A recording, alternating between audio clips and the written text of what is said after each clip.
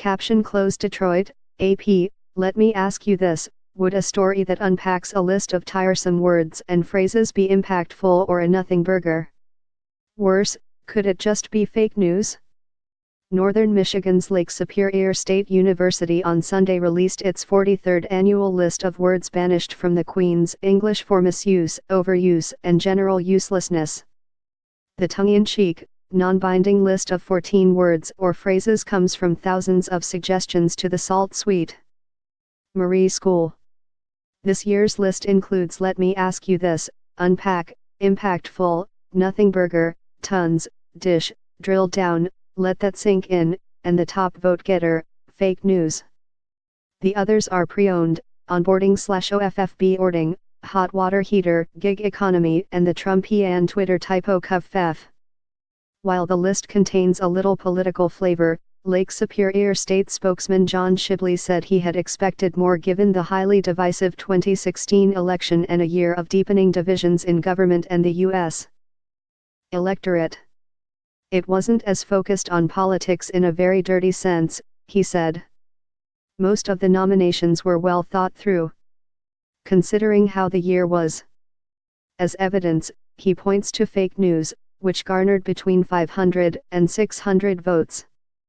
The phrase has been leveled against entirely fabricated reporting, stories that contain errors or inaccuracies, and those with a critical tone. It has even been wielded as a cudgel against entire news networks. It was also found to be the second most annoying word or phrase used by Americans in an annual Marist College poll, behind whatever. I think a lot of people know fake news when they see it. It can be propaganda, it can be satire, Shibley said. It's used deliberately to paint a certain story or notion as not being true. While some words are perennial nominees, others really speak to a particular time and may soon lose relevance. Shibley said covfefe, contained in a fragmented tweet sent from President Donald Trump's account May 31, became shorthand for a social media mistake.